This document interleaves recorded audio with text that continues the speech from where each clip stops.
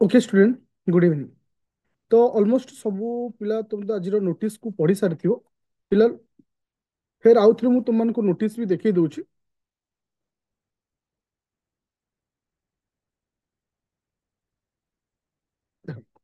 जो नोटिसटा आसी बर्तमान सबू पिला माइंड रे गोटे क्वेश्चन जे जे सर जहाँ आम भाभी ताठू अधा पोस्ट आसी माने जहाँ आशा करा जायतिला ताठू बहुत कम पोस्ट आसी। जदि आम टोटाल डिपार्टमेंट देखा टोटाल 6 गोटी डिपार्टमेंट रू पोस्ट आसी जोटा कि गोटे माने आग पूर्व वर्ष तुम देख पूर्व वर्ष तुलन में ए वर्ष बहुत सारा डिपार्टमेंट रू पोस्ट तुमको से देना। Number 1 point. नंबर 2 पॉइंट जब आम टोटाल पोस्ट आम देखुचे तो टोटाल पोस्ट आसुची केते ना 200 पोस्ट अच्छी। ये जो 200 पोस्ट अच्छी 200 पोस्ट भितर ओमेन मानकर केते पोस्ट आसुची ना 65 टा पोस्ट रोचे ओमेन मानकर। तो 200 रु 65 टा को मानकर रोचे ओमेन मानकर। तो बाकी तुम मानकर जेमती एज क्राइटेरिया थिला 38 रु 21 वर्ष सही एज क्राइटेरिया रही। किंतु गोटे दुईटी जिनिस समस्त को वर्तमान माइंड रे क्वेश्चन आणुछि जे एक्स्ट्रा अटेम्प्ट कथा मन रख कौन एक्स्ट्रा अटेम्प्ट में भी न दिया जाई पारे कहीं एक्स्ट्रा अटेम्प्ट कथा किछि भितर मेंशन नाही। That is the first point. Second point होछि कोन ना expected month of exam date is July month. Expected date of the month of exam is July month. बहुत सारा पिलांगर गोटे क्वेश्चन जे सर ए जुलाई मंथ रे हबो कि नै। बस तुमको गोटे क्वेश्चन करिवे पूर्व वर्ष नोटिस देख पूर्व वर्ष भी मुझे वीडियो तुम मानक बनई वेट कर क्वेश्चन मझे कहीं कहबेनि कही सिथिर भी मध्य लिखा थिला एक्सपेक्टेड तुम मानकर month of exam date is July month. किंतु तुम्हें एतिकी सियोर हो जुलाई मासर हबनी जेमती से अक्टोबर मासर हुए ठीक से भली हुए। इवेन जितेबाला कैलेंडर मध्य से माने बाहर करती तुम देखियो ओपीएस साइड रे वर्तमान जमती कैलेंडर थिबो सिधर सेमती अक्टोबर मास लिखियो ठीक 2 3 मास पर कैलेंडर चेंज कर माने अक्टोबर लिखियो। विगत 2 वर्ष रे सेया हेछि। फिलहाल जेहेतु ओपीएससी सब बेले अनएक्सपेक्टेड काम करुछि तो आमर वर्तमान फास्ट प्रायोरिटी आम ए जुलाई मास को कंसीडर करी जीवाक पड़िबो। ए जुलाई मास को कंसीडर करके जीवाक पड़िबो काहे कि प्रीलिम एग्जाम रे एक्सपेक्टेशन जहाँ थिला ठीक उल्टा तार रिजल्ट थिला। तुम मानकर ए जो नोटिस आसीछि नोटिस मध्य तार जतिकि हमरो भावना थिला जतिकि हमरो एक्सपेक्टेड पोस्ट कथा भाबिथिले ठीक तार उल्टा आसीछि। तो एबे कौन करिबा मु डिटेल्स तुम सहित वर्तमान डिस्कशन करिवि। वर्तमान पेन एंड पेपर धरिबो स्टार्ट माने जहाँ जहाँ पॉइंट कहबी जोटा तुमको बेस्ट लागिवो से नोट डाउन करिवो। देखो जे वर्तमान फास्ट पॉइंट होची जो तुम मानकर 25 रे जो एग्जाम होबो ओपीएससी ओएस तो तुम मानकर टोटल पोस्ट आसी 200। बहुत सारा टीचर बहुत सारा इंस्टीट्यूशन आपको नहीं वर्तमान तुम मान माइंड रे फेर गोटे पजल क्रिएट करिवे post will be increase. Even तुम्हें देखिथिबो जेतेबेले 379 पोस्ट आसला 2023 रे ठीक सेतिक बेले बहुत सारा वीडियो आसीला बहुत सारा वायरल वीडियो होउथला जे कि तुमको माइंड को डाइवर्ट करा जाउथला जे पोस्ट बढ़िबो बही किण ये किण एमती खोजे।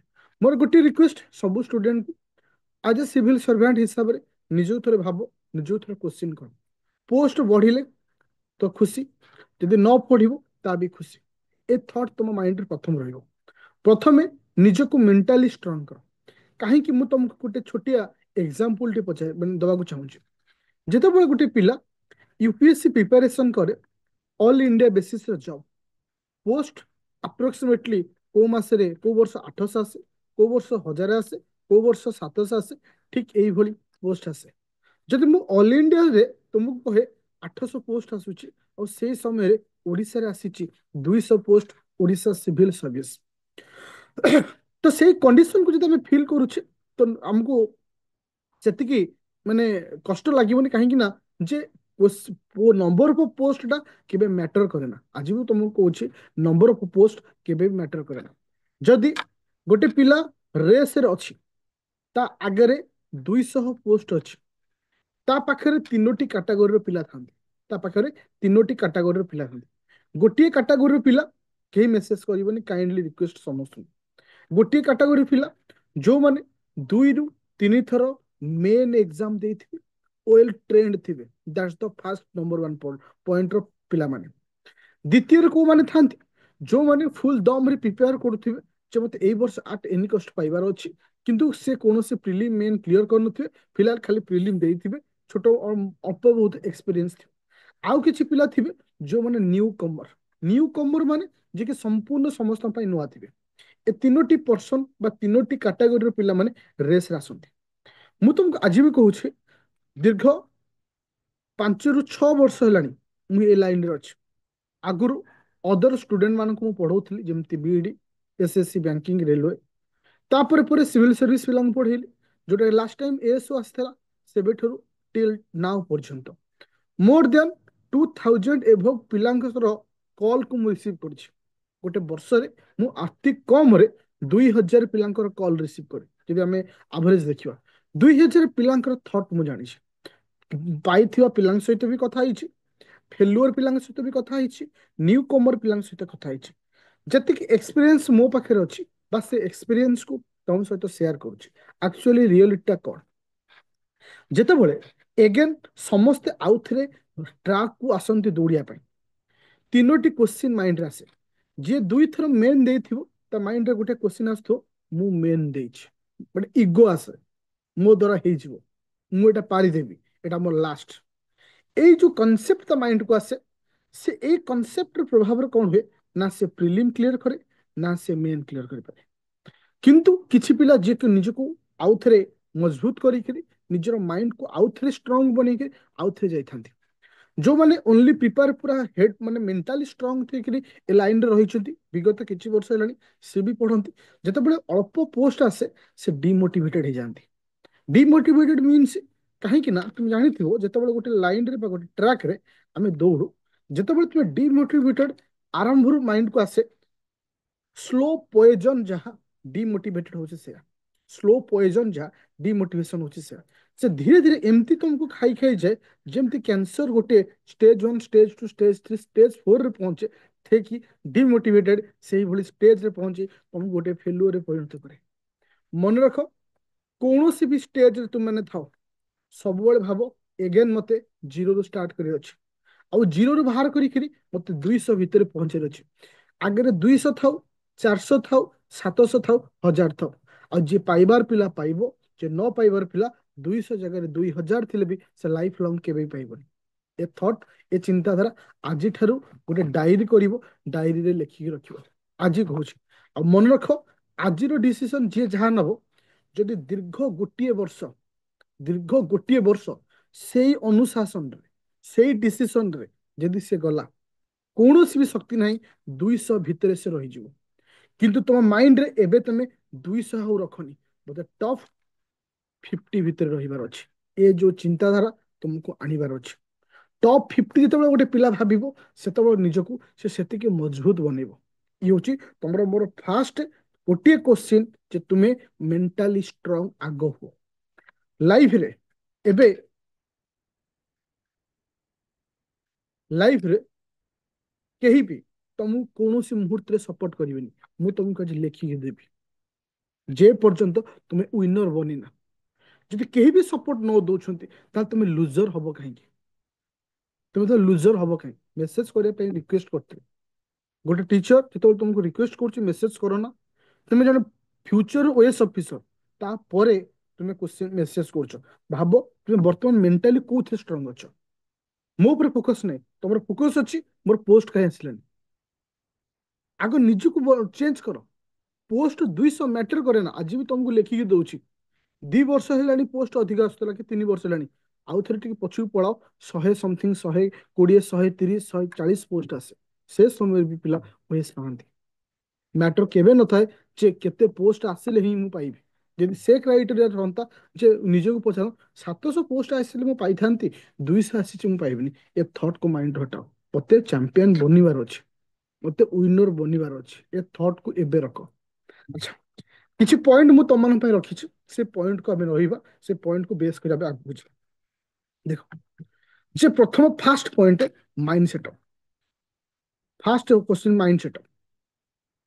ପ୍ରଥମ ମାଇଣ୍ଡ ସେଟଅପ୍ ହଉଛି, ଠିକ ଅଛି ମୋ ପ୍ରେଡିକ୍ସନ ଭୁଲ ହେଇଗଲା, ତା ପାଇଁ ମୁଁ ଓରିଡ୍ ନାହିଁ, ଯଦି ତୁମେ ଓରିଡ୍ ରହୁଛ। ଆଉ ଗୋଟେ କ୍ୱେଶ୍ଚିନ୍ କହିବି, ମୁଁ ତୁମକୁ ଗୋଟେ କ୍ୱେଶ୍ଚିନ୍ ପଚାରିଛି, ଯେ ଯେତେବେଳେ ମୁଁ ପ୍ରେଡିକ୍ସନ ତମକୁ ଦେଇଥିଲି କୋଉ ବେସରେ ଦେଇଥିଲି, ପ୍ରେଡିକ୍ସନଟା ସବୁବେଳେ କହିଛି କେବେ 100% ହୁଏନି। ଯେତେବେଳେ ମାନେ ମୁଖ୍ୟମନ୍ତ୍ରୀ ପାର୍ଲାମେଣ୍ଟରେ କହୁଛନ୍ତି ଯେ ଗ୍ରୁପ ଏ ର ପୋଷ୍ଟ ମୋର ଦେନ୍ 100 2000 ଏଭବ ଫାଙ୍କା ଅଛି, ସେ ସମୟରେ ସେ 200 ପୋଷ୍ଟ ବାହାର କରୁଛନ୍ତି, ତାହେଲେ ସେଠି କୋଉ ପ୍ରେଡିକ୍ସନ ତମକୁ କାମ ଦବ? ବୁଝିପାରିଲ ନା? ତ ତମକୁ ଯୋଉ ପ୍ରେଡିକ୍ସନ ଦିଆଯାଇଥାଏ ଗୋଟେ ବୁଷ୍ଟର ଟାଇପରେ ତମକୁ ଏନର୍ଜି ଆସିବା ପାଇଁ, ତାର ଅର୍ଥ ନୁହେଁ ଯେ ଏଟା ଠିକ ହବ ଆଉ ମୁଁ ଯାହା କହିଛି ସେ ଆସିବ। ଯଦି ମୁଁ ଯାହା କହିଛି ସେ ଆସି ଯାଇଥାନ୍ତା ତାହେଲେ ମୁଁ ଓପିଏସସି ରେ ଚେୟାରମ୍ୟାନ ହେଇଥାନ୍ତି। ଏବେ ଶୁଣ ମୁଁ ଯାହା ପଏଣ୍ଟକୁ ଆସୁଛି। ଦେଖ ଦେଖ ପ୍ରଥମେ କଣ କରିବାର ଅଛି ଆମକୁ? ଦେଖ ମାଇଣ୍ଡ ସେଟଅପ କରିବାର ଅଛି, ଏଇ ଥଟରେ ଯିବାର ଅଛି। ଯେହେତୁ 200 ପୋଷ୍ଟ ଅଛି, नो डाउट ପୂର୍ବ ବର୍ଷ ତୁଳନାରେ ତମକୁ ଟିକେ ଅଧିକ ପରିଶ୍ରମ କରିବାର ଅଛି। ଯେମିତି କି ଦେଖ, ଯୋଉଟା କି ତମକୁ ମୁଁ ପ୍ରିଲିମରେ ଆମର କମ କଟଅଫ ଯାଉଥିଲା, ଏବେ ପ୍ରିଲିମରେ ଟିକେ ହାଇ କଟଅଫ ଯିବ। ତୁମେ ଟାର୍ଗେଟ ନବ ପ୍ରିଲିମରେ 100, 200 ରୁ 100 ଟାର୍ଗେଟରେ ନେଇକି ଯିବ। That is the number one point. ଆଉ ମେନରେ ଯୋଉଟା କି ତୁମର କଟଅଫ ବା ତମେ ଯଦି ପ୍ରିଭିୟସ ଦେଖିବା 1000 1100 ଯାଉଥିଲା, ସେ ଜାଗାରେ ଇଣ୍ଟରଭ୍ୟୁର ମାର୍କକୁ ମିଶେଇକିରି ତମେ ନବ 1300 ଟାର୍ଗେଟ ନବ ଆଉଟ ଅଫ 2000। ଇଏ ତମର ଫାଷ୍ଟ ଟାର୍ଗେଟ ରହିବା ଦରକାର ଯେ ମୁଁ ପ୍ରିଲିମରେ ରଖିବି 100, ମେନରେ ରଖିବି 1300। ଆ ପାଇଁ କଣ ପଢା ହବ, କେମିତି ପଢିବ ସେଟା ମୁଁ ଷ୍ଟେପ ବାଇ ଷ୍ଟେପ ବତେଇବି। କିନ୍ତୁ ପ୍ରଥମ ଟାର୍ଗେଟ ହଉଛି ମତେ ଏଇ ବର୍ଡର ଲାଇନରେ ପହଞ୍ଚିବାର ଅଛି। ଲାଇଫରେ ଆଉ କେବେ ବି ଡିସିସନ ଚେଞ୍ଜ କରିବନି ଯେ ମତେ ଆଠରୁ କମ ରଖିବାର ଅଛି, କମ ଗଲେ ବି ଖୁସି, କିନ୍ତୁ ମୋର ଟାର୍ଗେଟ 100 ଆଉ 1300। ସେକେଣ୍ଡ ପଏଣ୍ଟ, ବର୍ତ୍ତମାନ ଷ୍ଟେପରେ ଦୁଇଟି କାଟାଗୋରୀର ପିଲା ଅଛନ୍ତି। ଯୋଉମାନେ 2024ର ମେନକୁ ୱେଟ୍ କରିଛନ୍ତି ଏକ୍ସାମ ଦେବା ପାଇଁ, ଆଉ ଯୋଉମାନେ 2025ରେ ସମ୍ପୂର୍ଣ୍ଣ ଫ୍ରେସର ଅଛନ୍ତି। ସେମାନଙ୍କ ପାଇଁ ମୁଁ କହିବି 2 ଜଣ ପିଲା କମ୍ବାଇଣ୍ଡଲି 3 ମାସ ପର୍ଯ୍ୟନ୍ତ ଜାନୁଆରୀ, ଫେବୃଆରୀ, ମାର୍ଚ୍ଚ ତୁମର ପ୍ରଥମ ଫୋକସ ରହିବା ଦରକାର ମେନ୍ ଓରିଏଣ୍ଟେଡ। କାହା ପାଇଁ? Main oriented. ଜିଏସ୍ 1 2 3 4 ଆଉ ତା ସହିତ ଅପସନାଲ। ଯୋଉମାନେ 24ରେ ପ୍ରିପାରେସନ କରୁଛ, ତ ତୁମ ପାଇଁ ଏଟା ବହୁତ ଇମ୍ପୋର୍ଟାଣ୍ଟ ରହିବ। 25 ପିଲାମାନଙ୍କ ପାଇଁ ମଧ୍ୟ ଇମ୍ପୋର୍ଟାଣ୍ଟ। କାହିଁକି ନା 24 ପିଲା ଯଦି ଏ ଲାଇନରେ ତମେ ଭଲସେ ପ୍ରିପେୟାର ହଉଛ ଆଉ ଏକ୍ସାମ ଦଉଛ, ସକ୍ସେସ ହେଇଯାଉଛ, ତ ସୁନେ ପେ ସୁହାଗା। ଯଦି କୌଣସି କାରଣରୁ ସକ୍ସେସ ହେଇପାରୁନା, ସେଇ ଏକ୍ସପିରିଏନ୍ସ ଆଉ ସେଇ ଲଜିକ ଆଉ ସେଇ ନଲେଜ ତୁମେ ୟୁଜ କରିବ 25ରେ। ଆଉ 25 ପିଲାଙ୍କୁ କହିବାକୁ ଚାହୁଁଛି ଯେ ଯେତେବେଳେ ତୁମେ 25 ପାଇଁ ପ୍ରିପେୟାର ପୂର୍ବରୁ 3 ମାସ ଭିତରେ ତୁମେ ମେନ୍ କୁ ସାରୁଛ, ଜାଣ ତୁମେ ରେସରେ ଆଗରେ ଅଛ। କାହିଁକି ନା ବର୍ତ୍ତମାନ ତୁମକୁ ରେସରେ ଆଗରେ ରହିବାକୁ ପଡିବ। ତୁମକୁ 200 ଭିତରେ ରହିବାର ଅଛି। 200 ପୋଷ୍ଟ କିନ୍ତୁ ମତେ 50 ଭିତରେ ରହିବାର ଅଛି। ଏ ଚିନ୍ତାଧାରା ତୁମକୁ ମେଣ୍ଟାଲି ଆଗ ଷ୍ଟ୍ରଙ୍ଗ ଦେବାର ରଖିବାର ଅଛି। ତ ଏଇ ପ୍ରୋସେସରେ ତୁମେ ମାର୍ଚ୍ଚ ଭିତରେ ଏଇ ଜିନିଷକୁ କମ୍ପ୍ଲିଟ କରିବ। ଏବେ ଆସିଲା କଣ ନା ମାର୍ଚ୍ଚ, ଏପ୍ରିଲ, ମେ, ଜୁନ, ଜୁଲାଇ, ଏ 4 ମାସ କାହାକୁ ଫୋକସ କରିବା ନା ପ୍ରି କୁ।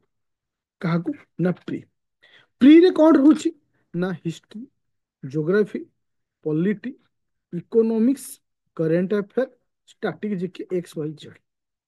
ଯଦି ଜୁଲାଇରେ ତୁମମାନଙ୍କର ଏକ୍ସାମ ଘୁଞ୍ଚୁଛି ତ ଶୂନ୍ୟ ପେ ସୁହାଗା। ନିଜର ପ୍ଲାନିଂଟାକୁ ଆଉ ଟିକେ ପ୍ରାକ୍ଟିସରେ ଲଗେଇବ। ଯଦି ବା ନ ହଉଛି, ଜୁଲାଇରେ ବି ହଉଛି, ଏଇ ପ୍ଲାନିଂରେ ଆରାମସେ ମଧ୍ୟ ଆମେ ଯାଇପାରିବା। ଆଉ ଗୋଟେ ଜିନିଷ ମନେ ରଖ, ଆଜି ଯୋଉ କଥା କହୁଛି, ଯଦି ତୁମେ ସେଇ ଜିନିଷରେ ଅପ୍ ଟୁ ଲାଷ୍ଟ ପର୍ଯ୍ୟନ୍ତ ଗଲ ଆଉ ଡାଏରୀ ସେଇଭଳି ମେଣ୍ଟେନ କଲ, କୌଣସି ଶକ୍ତି ନାହିଁ ତୁମକୁ 50 ଭିତରେ ଅଟକେଇ ଦେବା ପାଇଁ। ଇଏ ଥିଲା ମୋର ଟାର୍ଗେଟ ଯେ ଆମର ପ୍ଲାନିଂଟା କଣ ରହିବ। ତ ଧରକର ଗୋଟେ ପିଲା 24ରେ ମେନ୍ ଦେଲା, 24 ତାର ହେଲାନି, ଇମିଡିଏଟଲି ମେନ୍ ଏକ୍ସାମ ସରିବ, ସେ ପିଲା ସାଙ୍ଗେ ସାଙ୍ଗେ ପ୍ରିଲିମ ପାଇଁ ପଢା ଷ୍ଟାର୍ଟ କରିଦବ। କାହିଁକି ନା ଆମେ ଜାଣିନି, ଅନସର୍ଟନ, ରେଜଲ୍ଟ ଇଜ ଅନସର୍ଟନ, ମୁଁ ଜାଣିନି ମୋର ହବ କି ନାହିଁ, ଏ ଥଟ୍ ରହିବା ଦରକାର। ତାପରେ ଆସିଲା କଣ ନା ବର୍ତ୍ତମାନ ମାଇଣ୍ଡରେ କ୍ୱେଶ୍ଚନ ଆସିବ, ସାର୍ ବୁକ୍। ଦେଖ ଗୋଟେ କଥା ହଉଛି, ଅପ୍ ଟୁ ମାର୍ଚ୍ଚ ମାସ ପର୍ଯ୍ୟନ୍ତ କୌଣସି ବହିକୁ ଯିବାର ନାହିଁ। ଯୋଉ ନୋଟ ଦେବି, ଯୋଉ ପଏଣ୍ଟ କହିବି, ବାସ୍ ତାକୁ ପଢିବାର ଅଛି। ସେ ପାଠକୁ ବାର ବାର ପଢିବାର ଅଛି। ଆଉ ସାଇଡରେ କରେଣ୍ଟ ଆଫେୟାର ତମେ ପଢିବାର ଅଛି। କରେଣ୍ଟ ଆଫେୟାର ସୋର୍ସେସ୍ ମୁଁ ତମକୁ କଣ କହୁଛି, ମୁଁ ଯୋଉଟା କି ମନ୍ଥଲି ମାଗାଜିନ୍ ତୁମମାନଙ୍କୁ ଦଉଛି, ଯୋଉଟା କି 2ଟା PDF ଅପଲୋଡ ସରିଛି, ବାକି ତମକୁ ଦିଆଯିବ ମନ୍ଥ ୱାଇଜ। ଆମକୁ ନଭେମ୍ବର ମାସରୁ ପଢିବାର ଅଛି। କୌଣସି ସିଙ୍ଗଲ ରିକ୍ସ ନେବାର ନାହିଁ, କୌଣସି ସିଙ୍ଗଲ ରିକ୍ସ ନେବାର ନାହିଁ।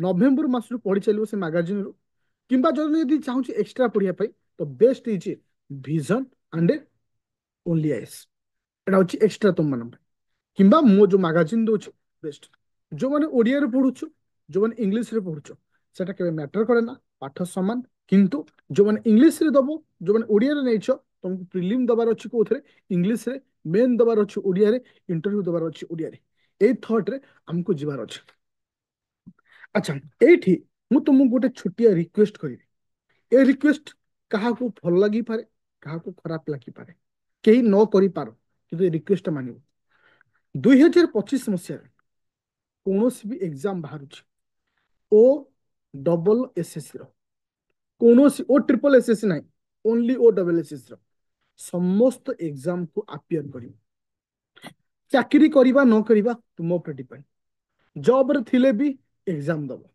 कहीं जदि एनओसी पाई पारुछ ताल दियो जदि न होउछ तो चलियो किछ नहीं किंतु समस्त एग्जाम अटेम्प्ट करिवो एथि पई तुमे देखिथिबो ए वर्ष जतबे ओएस रे एग्जाम वाला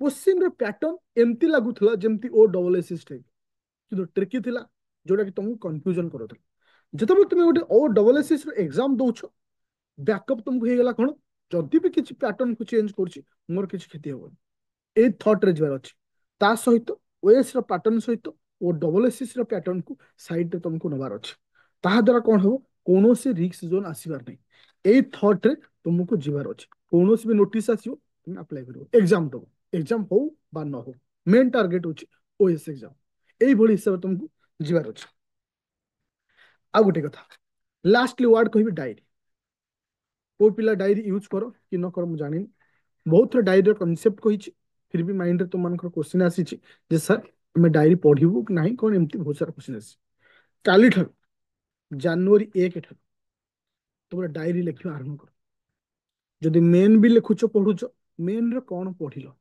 सेटा मेंशन कर दुई रे कौन ये जो रेस्पॉन्सिबिलिटी स्मॉल तुम लाइफ रे small changes change your whole life ये जिनस गोटे जो अच्छी ना it is a very important माने पॉइंट जीवन गोटे छोटिया परिवर्तन तुम जीवन को भी परिवर्तन कर पारे जीवन आम भावु जीवनटा परिवर्तन करने आमको कौन दरकार ना तुम लाइफ रो छोट छोट परिवर्तन करार अच्छे ताहले तुम जीवनटा भी परिवर्तन हो डायरी मेंटेन करबा आरंभ कर आ पाखरे तीनोटी जिनिस सब रखियो जे कि तुम लाइफ रो तीनोटी जिनिस प्रथम होची सिलेबस समस्त पाखे रहता दरकार एटा प्रिंट काढी पाखे रखियो द्वितीय होची P Y Q question both prelim and main रो 2022 रो 2023 रो 2024 रो जो एग्जाम हेतला बर्तमान तीन वर्ष रो पी वाई क्यू पाखे रखिया अछि आउ डे आसिला कोन तृतीय होची तुम डायरी ए तीनोटी जिनिस तुम शोइला बेले पढ़िला बेले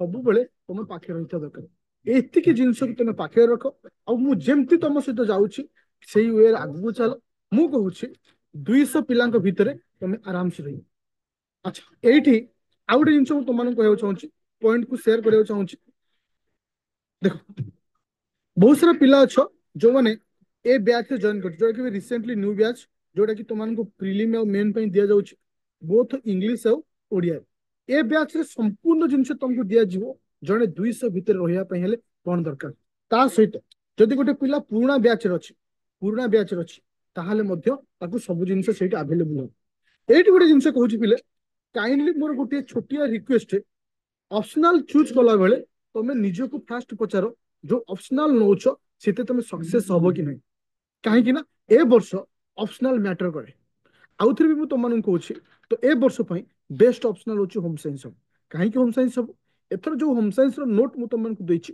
पूरा अपडेटेड नोट जोटा कि तुमको 300 पाखापाखि मार्क आनिबार हेल्प करिवो तो सेति जो मैंने एबे भी कंफ्यूजन अच्छो ऑप्शनल कौन नवार अच्छे आखि बुझो होम साइंस ऑप्शनल लियो और तुम्हें जो आदित्य एकेडमी एप्लिकेशन डाउनलोड करछो से एप्लिकेशन जो फाइल रे तुमने जॉइन करछो एठी समस्त गाइडेंस तुमको दिया जिवो और से वे रे और मन रखो मु दीटा वे रे जाउची अप टू मार्च मास पर्यंत ओनली फोकस मेन कहीं तुम मानकर भी एग्जाम हो मेन रे सेठ भी तुम क्लीयर हो जोटा कि रैपिड फायर बैच चलछि और 25 पिला बेनिफिट है कौन ये तुम नोट भी कंप्लीट हो गला जो तुम एबेठू नोट कंप्लीट हो तुम आगु को एग्जाम दबो से तुम ओरिड हेनी कहीं नोट अलरेडी तुम पाखे थी ଆଉ କରେଣ୍ଟ ଆଫେୟାର କଣ ପଢିବାର ଅଛି କହିଛି। ଆଚ୍ଛା, ଏବେ ତମକୁ ପଏଣ୍ଟ ଆସିଲା। ମତେ ତ ନମ୍ବର ତ ସମସ୍ତ ପାଖରେ ଥିବ, 9937953590। ଯାହା ବି ଡାଉଟ୍ ମତେ କଲ୍ କରିବ। ଶେଷରେ ମୁଁ ତମମାନଙ୍କୁ ଦୁଇଟି ୱାର୍ଡ କହିବି, ଛୋଟିଆ କଥାଟିଏ। ପ୍ରଥମ କଥା ହଉଛି ସୋସିଆଲ ମିଡିଆ ଠାରୁ ଦୂରେଇ ରୁହ। କାହିଁକି? ତୁମେ ସୋସିଆଲ ମିଡିଆର ଗୋଟିଏ ଦିଟା ଅପସନାଲ, ଦୁଇ ତାରିଖରୁ ଷ୍ଟାର୍ଟ ହଉଛି, ଦୁଇ ତାରିଖରୁ ଷ୍ଟାର୍ଟ ହଉଛି, ଟିକେ ୱେଟ୍ କର। ସୋସିଆଲ ମିଡିଆରେ 5 ପ୍ରକାରର ମୁନି ଋଷି ଥାନ୍ତି। 5 ପ୍ରକାରଙ୍କର କଥା ଶୁଣିକିରି ମତିଭ୍ରଷ୍ଟ ତୁମାନଙ୍କର ହବ। ଆଉ ଗୋଟେ କଥା ହଉଛି କଣ, ମୁଁ ଗୋଟିଏ କ୍ୱେଶ୍ଚିନ୍ ତମକୁ ପଚାରୁଛି। ଯେତେବେଳେ 2023ରେ ତମର 24ରେ ନୋଟିସ୍ ଆସିଥିଲା, ଏଇ ସମୟ ଠିକ କଥା ହବ, ସେତେବେଳେ ତୁମେ ଯୋଉ ଡିସିସନ ନେଇଥିଲ ସେ ଡିସିସନ ତୁମେ କଣ୍ଟିନ୍ୟୁ କଲନି, ଯାହା ରେଜଲ୍ଟ ପ୍ରିଲିମରେ ମଧ୍ୟ ପାଇବ। ମୋର କହିବାର କଥା ହଉଛି ନିଜର ପ୍ୟାଟର୍ନକୁ ଚେଞ୍ଜ କର। ଯୋଉମାନେ ଭାବୁଛ ଯେ ଲାଇନକୁ ଆମେ ଛାଡିଦବୁ ଆଉ ଆମ ଦ୍ୱାରା ହବନି, ମେ ବି ତୁମେ ସକ୍ସେସର ପୁରା କ୍ଲୋଜଲି ଅଛ, ସେଇଭଳି ତମ ମାଇଣ୍ଡରେ ବର୍ତ୍ତମାନ ଫିଲ୍ ହଉଛି। ସୋସିଆଲ ମିଡିଆରେ କିଏ କଣ କହୁଛି, ବର୍ତ୍ତମାନ ବହୁତ ପ୍ରକାର ଭିଡିଓ ଆସିବ, ପୋଷ୍ଟ ବଢିବ, ଏ ବହି କିଣ, ଏମିତି ପଢ, ମୁଁ ଏମିତି କହି ପଢିଥିଲି ନା। ମୁଁ ତମକୁ କହୁଛି, ମୁଁ ଗୋଟେ ଆଜ ଏ ରିଅଲ ଫ୍ୟାକ୍ଟ ତମକୁ ବତଉଛି। ଦୀର୍ଘ 6,000 ପିଲାଙ୍କ ସହିତ କଥା ହେଇକିରି ଦୀର୍ଘ 3 ବର୍ଷରେ କିଏ କୋଉଠି ଭୁଲ କରିଛି, କିଏ କୋଉଠି ସକ୍ସେସ୍ ପାଇଛି, ସମସ୍ତଙ୍କ କନସେପ୍ଟକୁ ମାଇଣ୍ଡରେ ରଖିକିରି ଏ ଜିନିଷକୁ ନେଇଛି। ଆଉ ସବୁ ଜିନିଷ ପ୍ରଥମେ ମୁଁ ଲେଖିଛି, ଦେଖି ଦଉଛି। ସବୁ ଜିନିଷ ଆଗ ଲେଖିଲି ତୁମମାନଙ୍କ ପାଇଁ, କୋଉ ଜିନିଷ ତମକୁ ଦରକାର, ପୁରା ପ୍ରପର ପ୍ଲାନିଂ ଗୋଟେ 1 ଇୟର ଗୋଟେ ଷ୍ଟୁଡେଣ୍ଟକୁ କଣ ଦରକାର। ଆଉ ଏ ଭିଡିଓକୁ ତମ ୟୁଟ୍ୟୁବରେ ସେଭ୍ କରି ରଖିବ। କାହିଁକି ନା ଏ ଭିଡିଓ ଯେତେବେଳେ ତମକୁ ଡିମୋଟିଭେଟେଡ ଲାଗିଥିବ ଏ ଭିଡିଓକୁ ଶୁଣିବ। ଆଉ ମୁଁ ଏତିକି ଗ୍ୟାରେଣ୍ଟି ସହିତ କହିବି ଆଜିଠାରୁ, ଯେ ତା ଲାଇଫକୁ ଚେଞ୍ଜ କରିଦେବ, ଗୋଟେ ସିଙ୍ଗଲ ଷ୍ଟେପ ନବ, ତାହେଲେ ଡେଫିନେଟଲି ଏ ବର୍ଷ ସକ୍ସେସ୍ ପାଇବ, ନଚେତ ଆର ବର୍ଷ ସକ୍ସେସ୍ ପାଇବ। ଆଇ ହୋପ, ଆଇ ଥିଙ୍କ ସମସ୍ତଙ୍କର ଡାଉଟ୍। କରେଣ୍ଟ ଆଫେୟାର ନା, କରେଣ୍ଟ ଆଫେୟାର ତ ଫ୍ରିରେ ସମସ୍ତଙ୍କୁ ଦିଆଯିବ। କରେଣ୍ଟ ଆଫେୟାର ମାଗାଜିନ ସମସ୍ତଙ୍କୁ ଫ୍ରିରେ ଦିଆଯିବ, ସବୁ ପାଇ ବ୍ୟାଚରେ, ସେ ପାଇଁ ଓରିଡ ହଉନି। ଆଚ୍ଛା, କୋଉଠି ଅପଲୋଡ ହବ ମୁଁ ଗ୍ରୁପରେ ତମକୁ ମେସେଜ କରିଦେବି, ନହେଲେ ଗ୍ରୁପରେ ଅପଲୋଡ କରିଦେବି। ଆଚ୍ଛା, ତ ଇଏ ଥିଲା ତମମାନଙ୍କର। ଆଜି ହଉଛି ନ୍ୟୁ ଇୟର, ଆମର 2024ର ଲାଷ୍ଟ ଡେଟ୍ 25। କାଲି ସକାଳେ ଜୀବନର ଗୋଟେ ନୂଆ ମୁହୂର୍ତ୍ତ ଆଉ ନୂଆ ପଜିଟିଭ ଥଟ୍ ନେଇକି ଯିବ। ଇଟ୍ ଇସ୍ ମାଇ ହାର୍ଟଲି ରିକ୍ୱେଷ୍ଟ। ଆଉ କେବେ ବି କାହା କଥା ମାଇଣ୍ଡକୁ ରଖିବ, ବୁଝିପାରିଲେ? ମାଇଣ୍ଡରେ କାହା କଥାକୁ ହଟେଇ ଦିଅ, ଆଉ ନିଜକୁ ଏଇଠୁ ହିଁ ଫିଲ୍ କରିକିରି ଆଗକୁ ଚାଲ। ବାସ୍, ଥ୍ୟାଙ୍କ ୟୁ ଷ୍ଟୁଡେଣ୍ଟ। ବାସ୍, ଆଉ ଡିମୋଟିଭେଟ ହବାର ନାହିଁ। ମୁଁ ତୁମ ସହିତ ଅଛି ଏଭ୍ରି ମୋମେଣ୍ଟରେ। କିଏ କଣ କହୁଛି କଣ ନାହିଁ ମୋର ଫରକ ପଡେନି, ମୁଁ ସବୁବେଳେ ତୁମମାନଙ୍କ ସହିତ ଅଛି। ଆଉ ଗୋଟେ ଷ୍ଟୁଡେଣ୍ଟ ପାଇଁ ପାଠ ଯେତିକି ଇମ୍ପୋର୍ଟାଣ୍ଟ ନୁହେଁ, ତା ମାଇଣ୍ଡକୁ ଆକ୍ଟିଭ ରଖିବା ସେତିକି ଇମ୍ପୋର୍ଟାଣ୍ଟ। ଗୋଟେ ଟିଚରକୁ, ଗୋଟେ ଷ୍ଟୁଡେଣ୍ଟକୁ ପାଠର ସପୋର୍ଟ ଯେତିକି ଦରକାର ନାହିଁ, ମେଣ୍ଟାଲ ସପୋର୍ଟ ତାକୁ ନିହାତି ଦରକାର। Thank you. ତ ଏଗେନ୍ ସମସ୍ତ ଆଉ ଥରେ ଆଡଭାନ୍ସ ହାପି ନ୍ୟୁ ଇୟର। ଜୟ ଜଗନ୍ନାଥ।